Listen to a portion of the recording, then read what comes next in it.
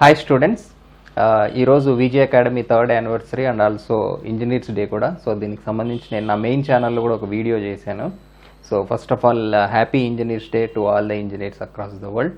So ఈ video చేయడానికి ముఖ్యమైన కారణం ఏంటి అంటే చాలా రోజుల క్రితం నేను ఒక వీడియో అంటే చాలా కూడా ఒక 10 days బ్యాక్ ఒక కమ్యూనిటీ పోస్ట్ పెట్టాను. ఒక మెగా ప్రాజెక్ట్ లాంచ్ చేద్దాం అనుకుంటున్నాను, ఎన్పిటెల్ లాంటిదని. కానీ ఎన్పిటెల్ లాగా ఇట్లా బోరింగ్గా లేకపోతే మన అకాడమీ రిలేటెడ్గా లేకుండా, అంటే ఇది బేసిక్గా ఫ్యూచర్ జనరేషన్ కోసం చేసేదే కరెంట్ కంటే.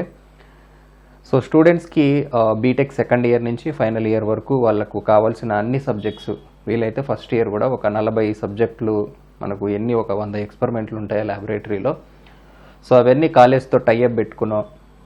ఏదో విధంగా ఒక క్వాలిటీ జేఎన్టీయూ సిలబస్కి ప్యారలల్గా అన్ని సబ్జెక్టులు 40 సబ్జెక్టులు, ఎన్ని ల్యాబొరేటరీలు ఉన్నాయి, ఎన్ని ల్యాబ్ ఎక్స్పెరిమెంట్స్ డిజిటలైజ్ చేయాలి అనే ఒక ప్రోగ్రామ్ స్టార్ట్ చేసి. సో ఇట్లాంటివి చాలా ఉన్నాయి యాక్చువల్గా ఇంటర్నెట్లో కూడా, బట్ ఇట్ ఈస్ స్కాటర్డ్. కొన్ని చోట్ల కొన్ని బాగుంటాయి, కొన్ని బాగుండవు.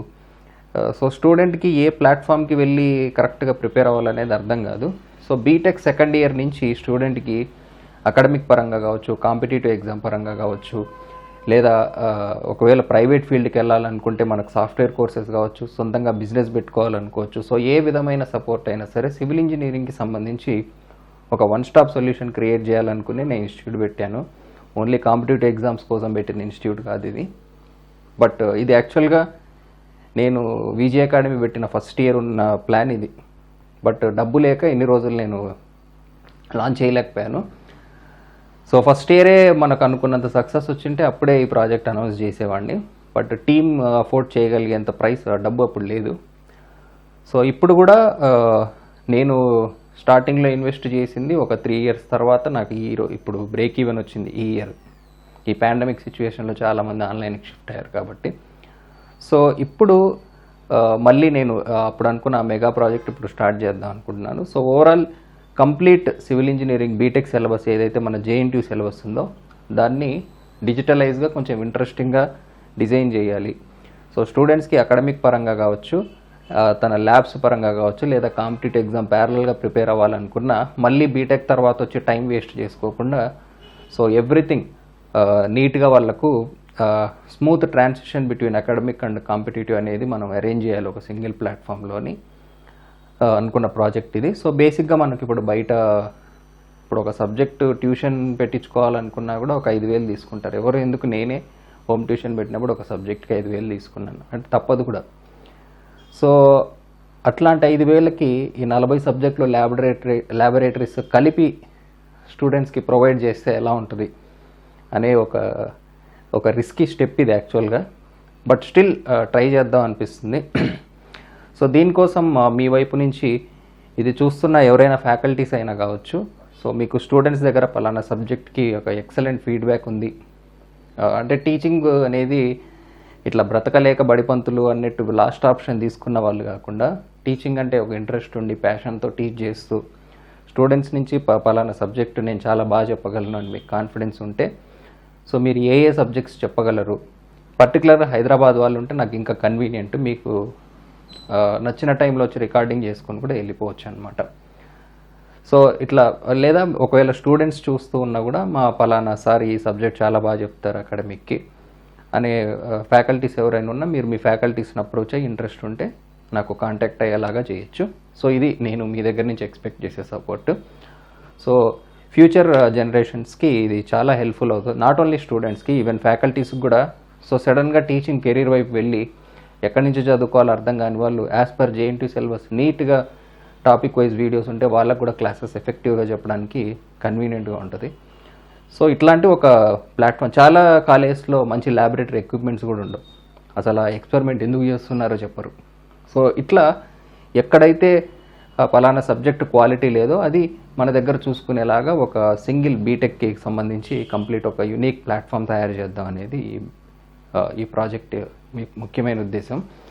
సో ఈ లాస్ట్ ఇయర్ యాక్చువల్గా నేను చాలా వరకు నా క్వశ్చన్ బ్యాంక్ మీదే కూర్చున్నాను. దాదాపు ఒక కనీసం 4,000 గంటలైనా దాని మీద స్పెండ్ చేసి ఉంటాను ఈజీగా.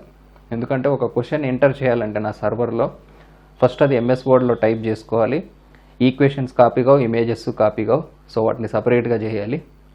చేసి ఆ క్వశ్చన్ ఏ ఎగ్జాము, ఏ ఇయర్, ఏ సబ్జెక్టు, ఏ టాపిక్, ఏ లెవెల్, ఇంత డేటా, దాని కీ ఏంటి, ఇంత డేటా ఇవ్వాల్సి ఉంటుంది ఒక్క క్వశ్చన్ ఎంటర్ చేయాలంటే. ఎందుకంటే తిరిగి మీరు ఫిల్టర్ చేసుకునేటప్పుడు ఆ డేటా ఎగ్జాక్ట్గా రావాలి కాబట్టి. వీటన్నిటికంటే కష్టమైంది ఏంటంటే అవన్నీ ఎంట్రీ చేయడానికి కావాల్సిన సాఫ్ట్వేర్ కోడింగ్ రాసి తిరిగి స్టూడెంట్కి అది యూజర్ ఫ్రెండ్లీగా కనపడేలాగా తయారు చేయడం అనేది చాలా టఫ్ టాస్క్. సో ఆ సాఫ్ట్వేర్ రిలేటెడ్ కంటెంట్ దాదాపుగా అయిపోయింది, ఇంకా చిన్న మాడిఫికేషన్స్ ఉన్నాయి. ఇంకా దాదాపు ఒక 31,000 క్వశ్చన్స్ టైప్ చేసాం. ఇంకో 20,000 చేసేస్తాను ఈ ఇయర్. ఒక 50,000 క్వశ్చన్ బ్యాంక్ తయారు చేస్తా.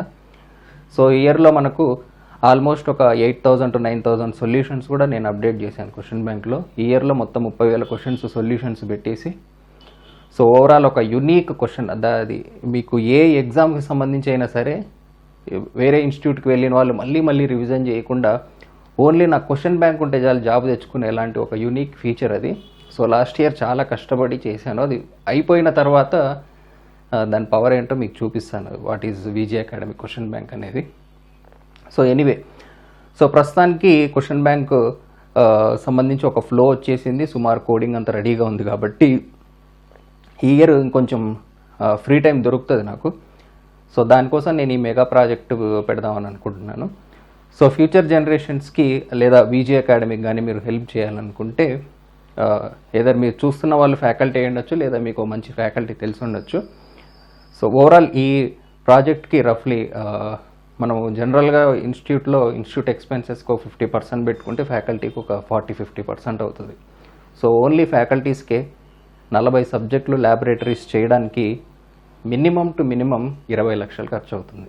అందరి ఫ్యాకల్టీస్కి వాళ్ళ ఎక్స్పెన్సెస్ అవి ఇవి వాళ్ళు టీచింగ్ చెప్పినందుకు చేయడానికి మినిమం 20 lakhs అవుతుంది. ఓవరాల్ ఈ ప్రాజెక్ట్ అయిపోయేసరికి నాకు తెలిసినంతవరకు అయితే ఒక 50 లక్షలు ఖర్చు అవుతుంది. సో 50 లక్షలు అంటే నా దగ్గర కనీసం 10 లక్షలు కూడా లేదు ఇప్పుడు. సో ఇంపార్టెంట్ సబ్జెక్ట్ స్టార్ట్ చేసి కొంచెం రెవెన్యూ జనరేట్ చేసి దాని నుంచి ఓవరాల్గా ఒక 2 yearsలో ఈ ప్రాజెక్ట్ కంప్లీట్ చేసేస్తే సివిల్ ఇంజనీరింగ్ సంబంధించి కంప్లీట్ A to Z మన ఫస్ట్ ఇయర్ నుంచి కాంపిటేటివ్ ఎగ్జామ్ వైపు వెళ్ళాలనుకున్నా, ప్రైవేట్ ఫీల్డ్ వైపు వెళ్ళాలనుకున్నా, ఎటువైపు ఉన్నా ఒక్కటే సింగిల్ ప్లాట్ఫామ్ ఉండేలాగా చేయాలనే నేను ఇన్స్టిట్యూట్ పెట్టినాను. ఆల్రెడీ చెప్పాను కదా, ఇది ఓన్లీ కాంపిటేటివ్ ఎగ్జామ్ కోసం పెట్టిన ఇన్స్టిట్యూట్ అయితే కాదు. కానీ ప్రస్తుతం మనకు ఇన్స్టిట్యూట్ నడవాలంటే మనీ కావాలి కాబట్టి సో ఫస్ట్ కాంపిటేటివ్ ఎగ్జామ్ని టార్గెట్ చేశాను. కానీ బట్ ఓవరాల్గా అయితే ఒక వన్ స్టాప్ సొల్యూషన్ చేయాలనేదే ఫస్ట్ నుంచి నాకున్న ఏం. నేను యూట్యూబ్ ఛానల్ పెట్టినప్పటి నుంచి చెప్తున్నాను ఈ విషయం. సో ఫస్ట్ నా మెయిన్ ఛానల్ నుంచి. సో ఎనీవే, ఎవరైనా ఫ్యాకల్టీస్ మీ నాలెడ్జ్ షేర్ చేసుకోవడానికి మీకు ఇంట్రెస్ట్ ఉంటే మీరు మీ రెజ్యూమ్, మీరు ఏ సబ్జెక్ట్స్ అయితే చెప్పాలనుకుంటున్నారో ఆ సబ్జెక్ట్ లిస్ట్ మాకు పంపించండి. సో డెమో వీడియోస్ చూసి మేము డిసైడ్ చేస్తాము. సో ఈ ప్రాజెక్ట్ లాంచింగ్ ఎప్పుడు అనేది నేను మోస్ట్లీ నెక్స్ట్ ఇయర్ ఉంటుంది ఈ ప్రాజెక్టు. బట్ ఈలోపు కొంచెం గ్రౌండ్ వర్క్ అది చేయాలి కాబట్టి ముందే మీకు ఇన్ఫామ్ చేస్తున్నాను. Okay, so anyway, happy engineers day to all of you. Thank you.